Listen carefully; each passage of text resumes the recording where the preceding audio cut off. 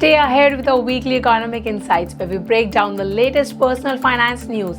Hi, I am Soumya Jain. In today's video, we'll discuss the latest domestic and international economic developments to equip you with the knowledge you need to make better financial decisions.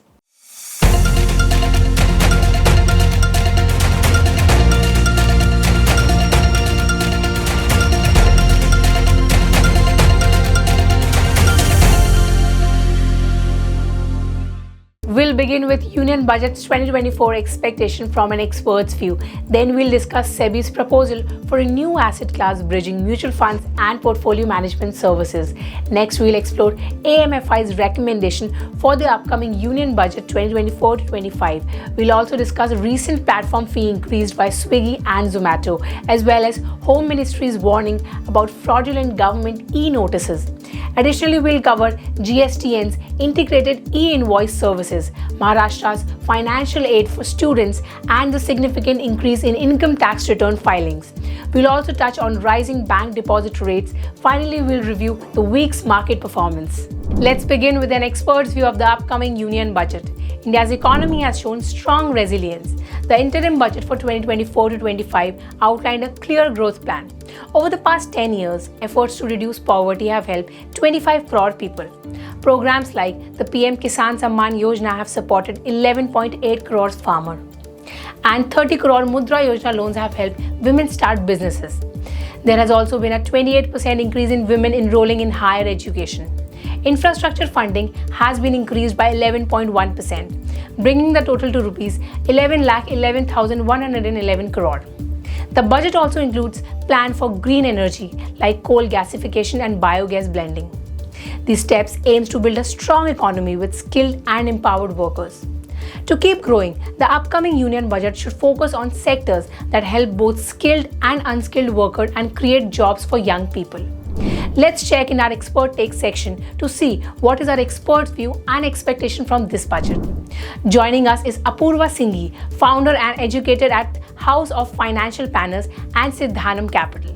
First of all, thank you for having me on the show. I believe India has gradually built its economy. So far, it is able to sustain even in situations like COVID. But to ensure that we stay on trajectory of growth, it's of vital importance that this budget focus on sectors that support skilled and unskilled laborers and generating employment opportunities for youth.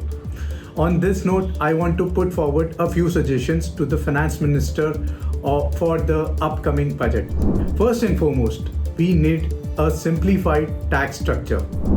I think we need to move out of these complex layering of taxes that bring relief to individual taxpayers. Can we have more simplified consolidated tax regime? A combination of both new and the old tax regime. It will save lots of energy which has gone since two regimes are there to choose from. Moving on to investments, I would say that incentivizing around long-term equity investments can actually make the economy more stable.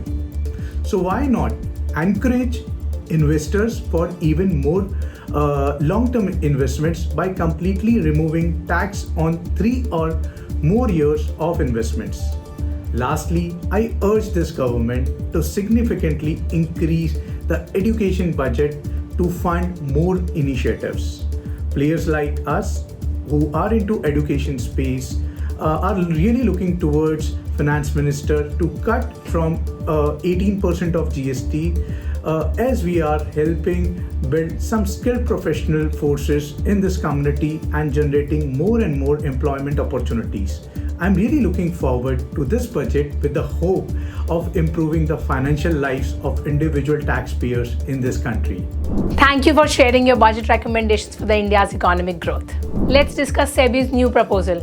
The Securities and Exchange Board of India has proposed a new asset class bridging the gap between mutual funds and portfolio management services.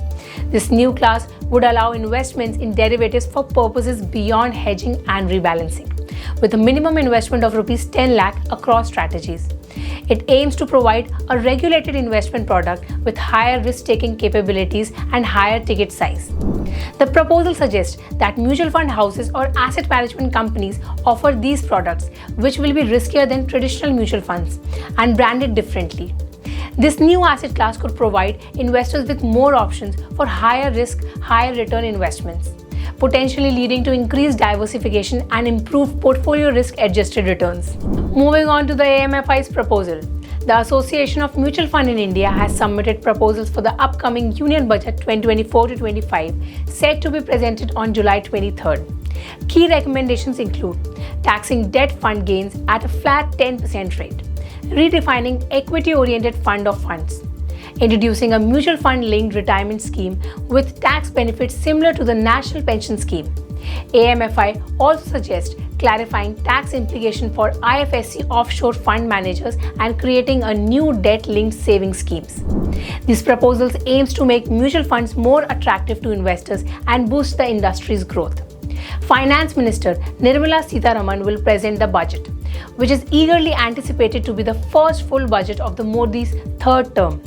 These changes could significantly impact investors' choices and potentially lead to more tax-effective investment options. Let's talk about food delivery platforms. Food delivery giants Swiggy and Zomato have increased their platform fee in key markets like Bangalore and Delhi.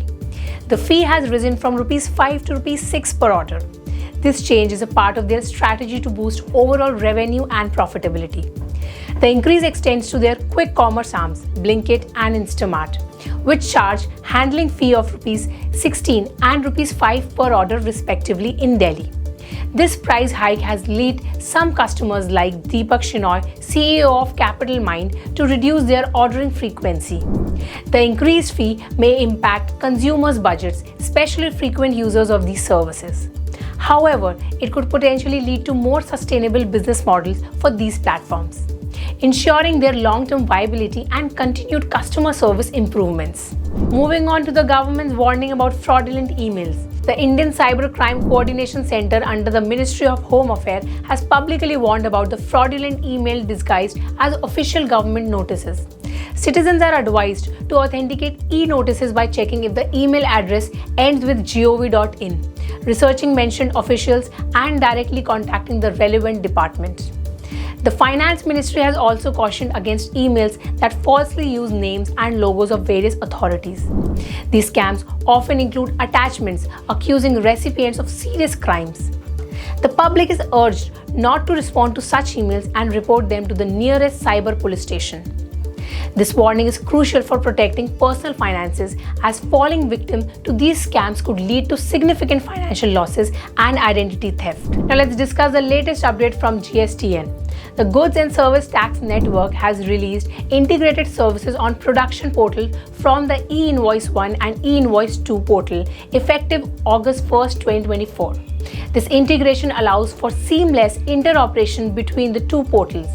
Key features include using the same login credentials for both portals, cross-portal operations for printing, downloading, and cancelling e-invoices, and the options to use E-Invoice 2 during technical glitches on the main portal. This integration aims to streamline invoicing processes for businesses, potentially reducing administrative costs and improving efficiency in financial reporting and tax compliance. The move could significantly benefit businesses by providing more flexibility and reliability in their e-invoicing operations. Now let's discuss a recent announcement from the Maharashtra government. The Maharashtra government has introduced the Mukhyamantri Yuva Karya Prashikshan Yojana, a comprehensive skill development and employment scheme with a budget of ₹5,500 crore. This initiative aims to enhance employability through practical training with entrepreneurs. The scheme offers 6-month job training opportunities to approximately 10 lakh candidates annually. Eligible participants aged 18 to 35 years and residents of Maharashtra will receive monthly stipend ₹6,000 for the 12th pass, ₹8,000 for the ITI or diploma holders, and ₹10,000 for the graduates or postgraduates. Industries must meet specific criteria, including 3 years of establishment and various registrations. This program, implemented by the Commissionerate of Skill Development, Employment and Entrepreneurship, represents a significant steps towards youth empowerment and economic growth in Maharashtra. Moving on to the latest update on income tax return. The Income Tax Department has reported that 13 lakh returns are being filed daily, with around 2.7 crores ITR filed till July 14, 2024. This marks a 13% increase compared to the same period last year. The net direct tax collection for FY25 has grown by 19.54%, amounting to Rs 5.74 lakh crores as of July 11th. Total refunds issued have increased by 64.49% to Rs 70,902 crore. Corporate tax and personal income tax collection have also seen significant growth. This increase in ITR filing indicates improved tax compliance, which could lead to better financial planning and reduced tax liabilities for those who file correctly and on time. It also suggests a potentially growing economy with more individuals entering the tax bracket. Let's discuss the recent changes in the bank deposit rates. Following the Reserve Bank of India's directive, several Indian banks including SBI, Union Bank of India and Bank of Baroda have increased interest rates on retail deposits. Banks now offer 7.25% to 7.30% return on deposits to attract more funds. This move comes in response to the gap between bank credits and deposit growth, with credit rising by 13.9% and deposits increasing by 10.6% as of June 28. Banks have introduced special plans such as SBI's Amrit Vrishti and Bank of Baroda's Monsoon Dhamaka to attract depositors. This increase in interest rates on retail deposits will provide higher returns for Indians looking to save and invest their money in bank deposits. Let us wrap up with this week's market performance. Indian stocks experienced a downturn on Friday. The NSE Nifty 50 closed at 1.09% lower at 24,530.90, while the BSE Sensex ended the day down 0.91% at 80,604.65. On July 19, 2024, domestic institutional investors' net outflow was Rs 461.56 crore, while the foreign institutional investors or foreign portfolio investors' net inflow was Rs 1,506.12 crore. That's a wrap for this week's economic insights. We've explored major shifts across various sectors, reminding us just how dynamic the financial landscape can be. Stay informed to navigate these changes and make informed decisions about your financial future.